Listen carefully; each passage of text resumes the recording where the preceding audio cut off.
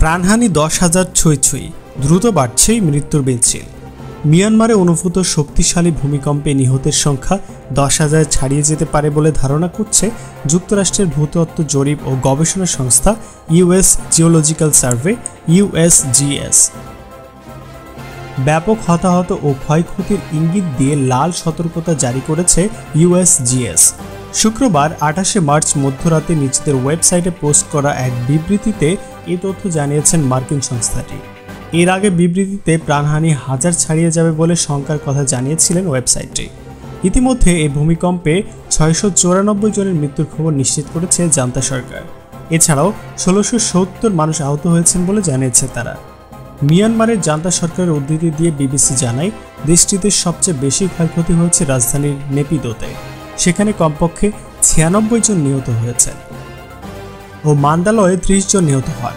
এর মধ্যে জুমার নামাজের সময় দুটি মসজিদ ধসে পড়ে কমপক্ষে 34 জন নিহত হয়েছেন। এরকম আরও নিউজ পেতে সাবস্ক্রাইব করুন এখনই।